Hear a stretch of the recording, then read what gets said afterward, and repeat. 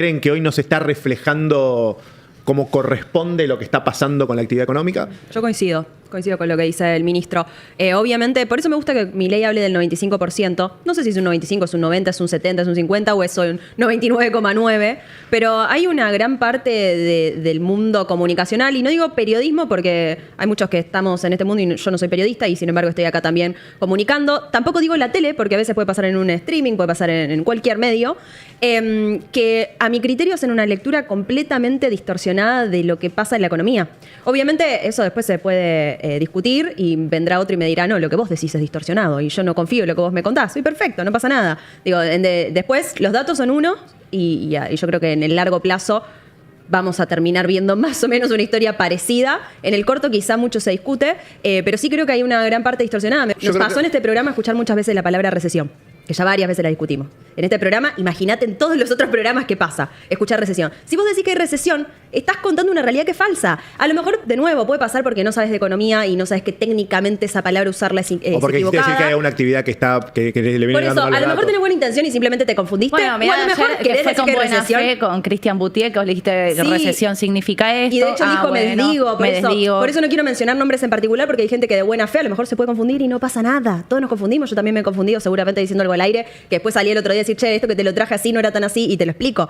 Pero no pasa nada. El tema es cuando eso es constante. Hay claramente gente que está diciendo que hay recesión y no hay recesión. Entonces, es un ejemplo. A veces, y esto es una crítica hacia los funcionarios del gobierno, les molestan las críticas, que yo los entiendo igual, estás con la botonera, está prendido fuego, tratando de hacer las cosas bien y te tiran piedra, sabes que muchas veces son interesados, otro por ignorancia, otro por mala leche, otros con razón, pero les enoja mucho la crítica y a veces no miran con la misma vara las cosas. El tema es qué crítica llega y qué crítica es válida, porque si la crítica es hay gente en la pobreza, había el doble de gente en la pobreza y hoy, en realidad, es exagerado decir bajó a la mitad, pero bajó 20 puntos la pobreza.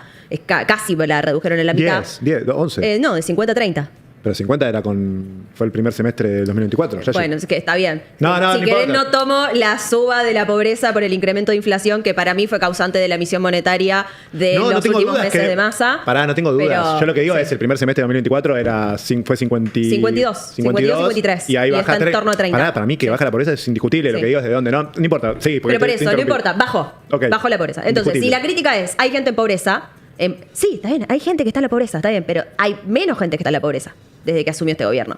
Si la crítica es que hay inflación, sí, hay inflación, como el chocolate por la noticia. Claro. Ahora hay menos inflación que cuando asume este gobierno. Por eso digo, ¿cuál es la crítica y desde dónde? Yo entiendo desde este punto de vista decir que la frase sea hay gente que la pasa mal o hay gente que no llega a fin de mes, lo pone quizá en la situación de tener que explicar algo que hasta incluso podría parecer antipático o que no está teniendo empatía con el que realmente está teniendo un problema, que es ponerte a discutir que ahora hay menos gente que está en la pobreza o que ahora hay más gente que llega a fin de mes. Si entras en esa, parece que no estás hablando del que realmente no está llegando a fin de mes. Pasa que vamos para atrás. La pregunta que te hicieron es, ¿hay gente que no llega a fin de mes? Sí. Yo creo que pueden convivir las dos cosas. No aparecen con un hoja en blanco. Yo creo que sí, objetivamente. Ponete termo. Hay estadísticas porque quizá, y corregime si estoy diciendo algo que vos no quisieras decir, pero vos decís, bueno, estamos como un poco todavía en la mitad de la película, faltan algo de tiempo como para que terminemos de decir, analicemos esto objetivamente. Yo creo que objetivamente ya hay datos que podemos decir, esto es mejor. Ahora, también, ¿qué creo que pasa?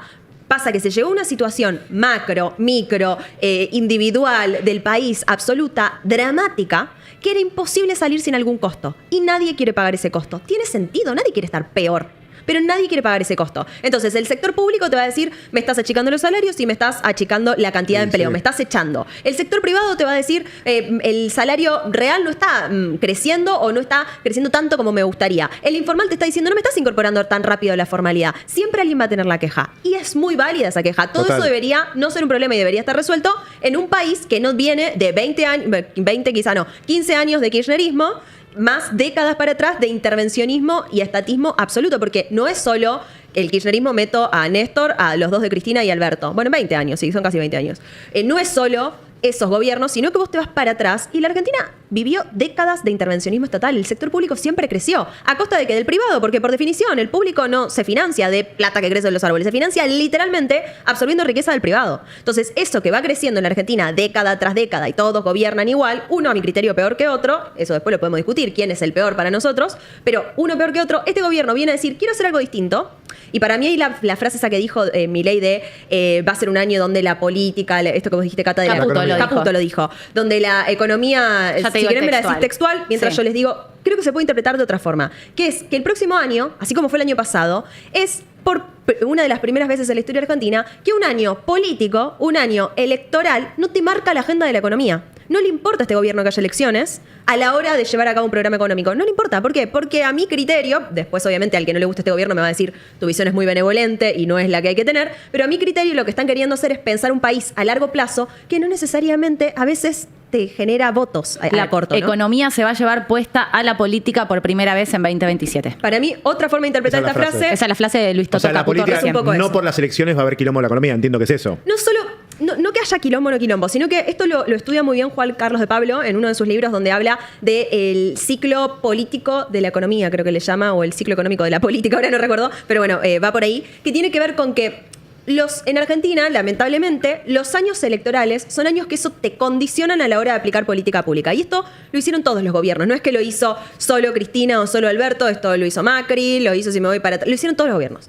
Entonces, ¿qué quiere decir esto en costo económico? Es un año electoral, te genera mayor déficit fiscal, mayor gasto público. Déficit fiscal que ¿cómo pagás? Pagás los platos rotos en algún momento o con emisión monetaria, que es inflación, o con deuda o con impuestos.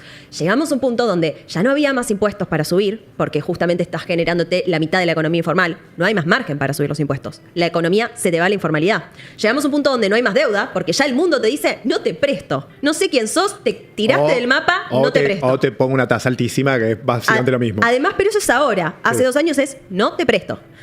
Y la otra variable es emitir dinero. Ya no había más margen para emitir dinero porque estábamos a pasos de la hiperinflación. Milei esto lo dice mucho. Yo no sé qué tan cerca o qué tan lejos estamos de la hiperinflación. No pasó, gracias a que cambiaron la política pública. Es contrafáctico decir qué tan cerca estábamos, pero estábamos cerca. Sí. Y en ese camino íbamos a eso. Entonces no había más margen.